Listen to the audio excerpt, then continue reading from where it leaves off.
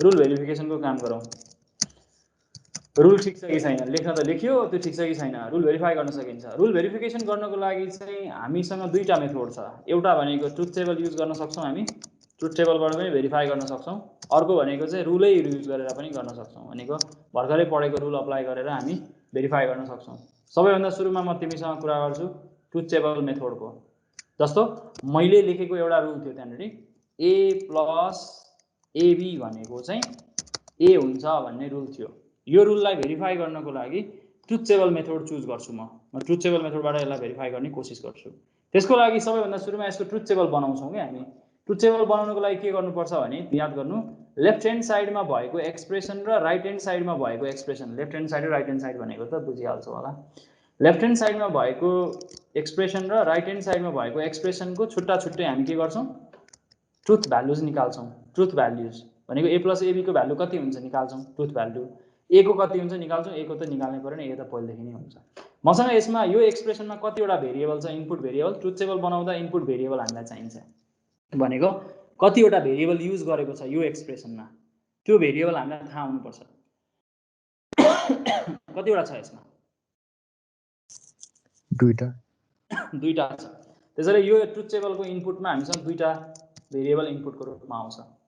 ठीक छ यो इनपुट हो इनपुटको लागि तिमीले अब धर्का तान्दिहाल्छौ यसरी यसमा हामीले के आउटपुट निकाल्नु पर्छ अब भन हामीले निकाल्नुपर्ने आउटपुट के हो ए त यही छँदैछ आइहाल्यो अर्को मैले के गर्नु पर्यो लेफ्ट ह्यान्ड साइडमा भएको एक्सप्रेसन पनि निकाल्नु पर्छ त्यो भनेको a + ab निकाल्नु पर्छ a + ab भनेको मेरो एउटा के हो आउटपुट हो नि है हो सर त्यसैले म a + ab सिधै लेख्दिन म चाहिँ के गर्छु सुरुमा ab निकाल्छु अनि मात्रै म के गर्छु a + ab निकाल्छु त्यसो गर्यो भने मलाई सजिलो हुन्छ ठीक छ यो एउटा आउटपुट ab निकालेको अर्को आउटपुट a + ab निकालेको यहाँ धर्का तान्न चाहिँ पाइदैन है कहिले याद गर्नु त्यो आउटपुटहरु हुन् यो एउटा निकालेको मैले यो एउटा आउटपुट यो अर्को आउटपुट मलाई चाहिने चाहिँ यो हो तर मलाई चाहिँ यो सिधै लेख्न गाह्रो हुन्छ त्यसैले म चाहिँ सजिलो होस् भनेर ab मात्रै पहिले निकालेको त्यो भने मलाई सजिलो हुन्छ अब हेरौँ यसको ट्रुथ भ्यालुजहरु लेखौं यो सजिलो हुन्छ यो मेथड एकदमै सजिलो 0 0 0 1 1 0 1 1 ट्रुथ टेबल त हामीले लेख्न जानिसकेका छौं यसको भ्यालु लेखौं अब पहिले ab लेखौं ab भनेको के हो एन्ड गेटमा लजिक के हुन्छ दुईटै इनपुट 1 भयो भने मात्रै 1 हुन्छ अरु सबै केसमा 0 हुन्छ हैन हो सर त्यसो भए यहाँ के लेख्नु पर्यो 0 0 0 ठीक छ अब हेर अब यहाँ सिम्पल छ यो तिम्रो a + ab निकाल्न तिमीलाई एउटा a चाहियो अर्को तिमीलाई के चाहियो ab चाहियो तिमीले यो दुईटा कोलमलाई हेर्नु पर्यो यो दुईटा कोलमलाई है एउटा यो कोलमलाई हेर्नु पर्यो अर्को यो कोलमलाई हेर्नु पर्यो यो दुईटा कोलमलाई हेरेर तिमीले के गर्नु पर्यो a + ab लेख्नु पर्यो लेखौं a + ab कति हुन्छ ल भन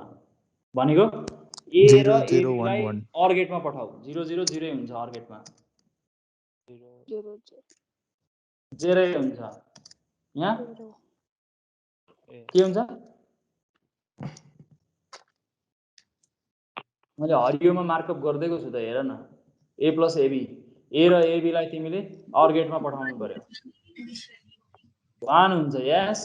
ठीक छ किनकि a मा 1 छ ab मा 0 छ दुईटा मध्ये एउटामा 1 हुने बित्तिकै 1 हुन्छ किनकि यो अर गेट हो कसैलाई केही भन्नु छ यसमा छैन सर ओके र फाइनली हेर दुईटैमा 1 छ दुईटैमा 1 भएपछि त 1 हुने भइहाल्यो नो डाउट हो अब हामीले चेक गर्न खोजेको के हो a + ab सँग a बराबर हो कि हैन चेक गर्न खोजेको अघि भने यो बराबर छ भनेर भनिसकेको छ रुलै भनेर पढिसके तर रुल हो कि हैन रहेछ त भन्ने कुरा भेरिफाई गर्न खोजिरहेका छौं त्यसैले a + ab को ट्रुथ भ्यालुज हेर a को ट्रुथ भ्यालुज हेर यदि सेम आयो भने एक्ज्याक्टली सेम आयो भने यस इट इज भेरिफाइड सेम आयो नि हैन भेरिफाइड आइ सर ओके हामी यसरी लेख्छौं यसरी ट्रुथ टेबलबाट भेरिफाई गर्न सक्छौं तिम्रो क्लास वर्क अब तिमी पनि एउटा रुललाई तिमी के गर्छौ भेरिफाई गर्छौ त्यो कुन रुललाई भेरिफाई गर्छौ भने तिम्रो पहिलो अर्को दोस्रो रुल थियो त्यहाँ a + a बार b भनेको चाहिँ मैले लेखेको थिएँ a + b हुन्छ भनेर लेखेको थिएँ तिमी यो रुललाई भेरिफाई गर्छौ यो तिम्रो क्लास हो अहिले गर्छौ 5 मिनेटमा गर्छौ है धेरै समय लगाउँदैनौ 5 मिनेटमा गर मलाई मेरो च्याट बक्समा पठाऊ verify it verify the rule using truth table